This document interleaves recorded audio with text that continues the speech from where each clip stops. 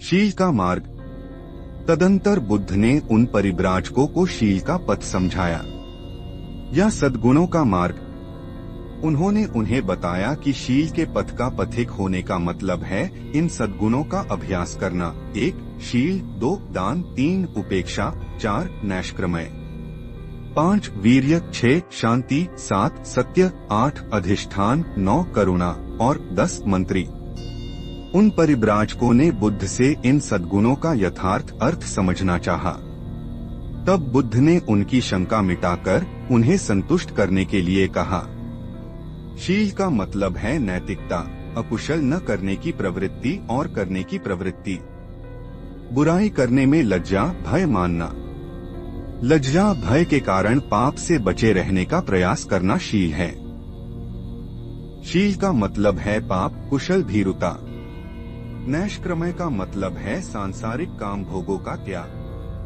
दान का मतलब है बदले में किसी भी प्रकार की स्वार्थ पूर्ति की आशा के बिना दूसरों की भलाई के निमित्त अपनी संपत्ति का ही नहीं, अपने रक्त, अपने शरीर के अंगों और यहाँ तक कि अपने प्राणों तक का बलिदान कर देना। वीर्य का मतलब है समयक प्रयत्न। जो कुछ एक बार करने का निश्चय कर लिया अथवा जो कुछ करने का संकल्प कर लिया उसे अपनी पूरी सामर्थ्य से करने का प्रयास करना और बिना उसे पूरा किए पीछे मुड़कर नहीं देखना। शांति का मतलब है क्षमाशीलता। घृणा के उत्तर में घृणा नहीं करना, यही इसका सार है, क्योंकि घृणा से तो घृणा कभी मिटती ही नहीं। क्षमाशीलता से ही घृणा का मर्दन होता है। सत्य का मतलब है मिथ्यावादी न होना। आदमी को कभी झूठ नहीं बोलना चाहिए, उसे सत्य और केवल सत्य ही बोलना चाहिए। अधिष्ठान का मतलब है अपने उद्देश्य तक पहुंचने का दृढ़ निश्चय। करुणा का मतलब है सभी मानवों के प्रति प्रेम भरी दया। मैत्री का मतलब है कि सभी प्राणियों के प्रति भ्रातृभाव न हो, मित्रों के प्रति ही नहीं, शत्रुओं तक के प्रति, आदमियों के प्रति ही नहीं, सभी विर्वशेष प्राणियों के प्रति। उपेक्षा का मतलब है अनासक्ति, यह दूसरों के सुख दुख के प्रति निरपेक्ष भाव रखने से सर्वथा भिन्न वस्तु है। यह चित्त की वह अवस्था है जिसमें प्रिय अप्रिय कुछ नहीं है, फल कुछ भी हो उसकी ओर से निरपेक्ष रहकर साधना में रत रहना होता है। इसीलिए उन्हें पारमिता कहा गया है।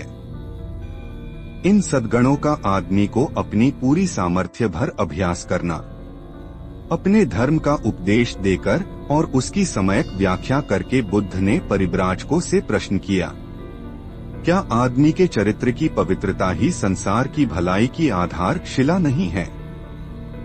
उनका उत्तर था, हाँ, यह ऐसा ही है। और फिर बुद्ध ने पूछा, क्या ईर्ष्या, राग, अज्ञान, हिंसा, चोरी, व्यभिचार और असत्य चरित्र की पवित्रता की जड़ नहीं खोद देते? क्या व्यक्तिगत पवित्रता के लिए यह आवश्यक नहीं है कि आदमी में इतना चारित्रिक बल हो कि वह इस प्रकार की बुराइयों के वश में न आ सके? यदि किसी आदमी में व्यक्तिगत पवित्रता ही नहीं है तो वह जन कल्याण कैसे कर सकता है? उनका उत्तर था, हाँ, यह ऐसा ही है। और आदमी दूसरों को अपना गुलाम बनाना, दूसरों को अपने वश में रखना क्यों चाहते हैं? आदमी दूसरों के सुख दुख की ओर से उदासीन क्यों हैं? क्या यह इसलिए नहीं है कि एक आदमी दूसरे के प्रति योग्य व्यवहार नहीं करता?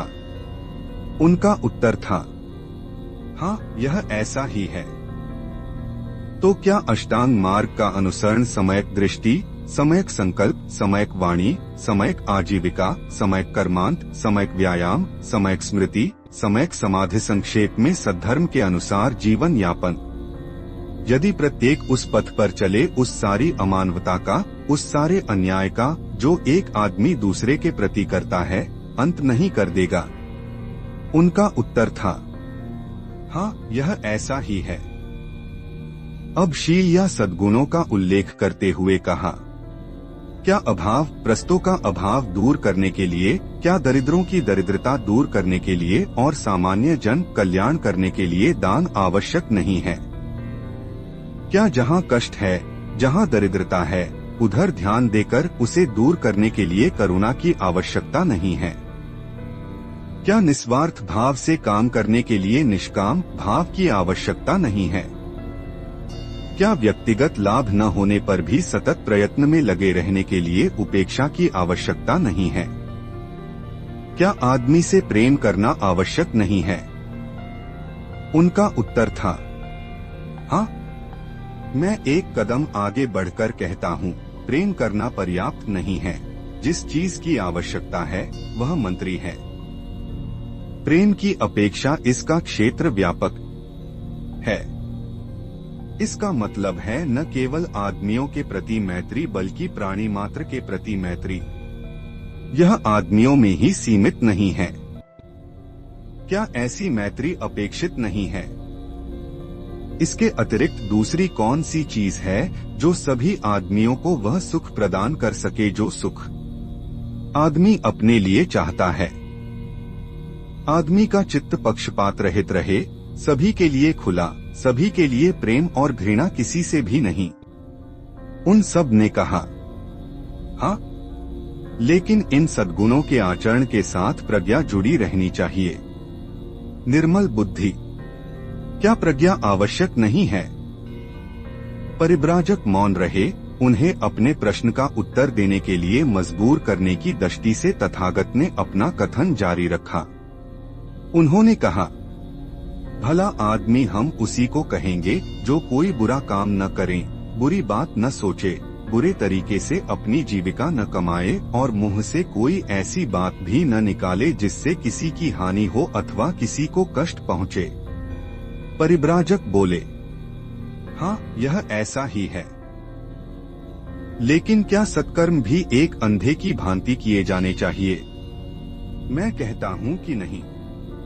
यह पर्याप्त नहीं है। यदि यह पर्याप्त होता तो हम एक छोटे बच्चे के बारे में कह सकते कि वह हमेशा भला ही भला है, क्योंकि अभी एक छोटा बच्चा यह भी नहीं जानता कि शरीर क्या होता है। वह लात चलाते रहने के अतिरिक्त और शरीर से कर ही क्या सकता है। वह यह भी नहीं जानता कि वाणी क्या है।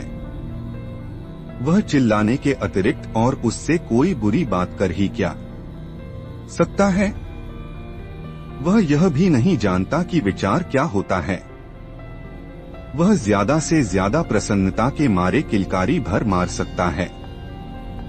वह यह नहीं जानता कि जीविकार्जन क्या होता है। वह किसी बुरे तरीके से अपनी जीविका क्या कमा सकता है। वह अपनी माँ की छाती से दूध पीने के अतिरिक्त और कुछ जानता ही नहीं। इसलिए सद्गुणों का अनुसरण भी प्रज्ञा पूर्वक होना चाहिए, अर्थात निर्मल बुद्धि के साथ। एक और कारण भी है जिसकी वजह से प्रज्ञा पारमिता इतनी अधिक महत्वपूर्ण और इतनी अधिक आवश्यक है। दान तो होना ही चाहिए, किंतु बिना प्रज्ञा के दान का भी दुष्परिणाम हो सकता है। करुणा तो होनी ही चाहिए, किंतु बिना प्रज्ञा के करुणा भी बुराई की समर्थक बन जाती है। सभी दूसरी पारमिताएं प्रज्ञा पारमिता की कसौटी पर खरी उतरनी चाहिए। निर्मल बुद्धि का ही दूसरा नाम प्रज्ञा पारमिता है। मेरी स्थापना है कि आदमी को अकुशल कर्म का ज्ञान होना चाहिए। अकुशल कर्म की उत्पत्ति किस प्रकार होती है, इसी तरह उसे कुशल कर्म का भी ज्ञान होना चाहिए कि कुशल कर्म की उत्पत्ति कैसे होती है। इसी प्रकार आदमी की कुशल कर्म और अकुशल कर्म का भेद भी स्पष्ट ज्ञात होना चाहिए। इस प्रकार के ज्ञान के बिना चाहे कर्म विशेष अपने में कुशल कर्म ही क्यों न हो, चाहे शुभ कर्म अपने में शुभ कर्म ही क्यों न हो, तब भी यथार्थ कुशल भाव या यथार्थ शुभ भाव ही नहीं है। इसीलिए मैं कहता हूँ कि प्रज्ञा एक आवश्यक सद्गुण है। तब बुद्ध ने परिव्राजकों को इस प्रकार की प्रेरणा देते हुए अपना प्रवचन समाप्त किया। हो सकता है कि तुम मेरे धर्म को निराशावादी धर्म समझ बैठो, क्योंकि मैं आदमियों का ध्यान मानव जाति के दुख की ओर आकर्षित करता हूँ। मेरे धर्म के बारे में ऐसी धारणा बनाना गलती होगी।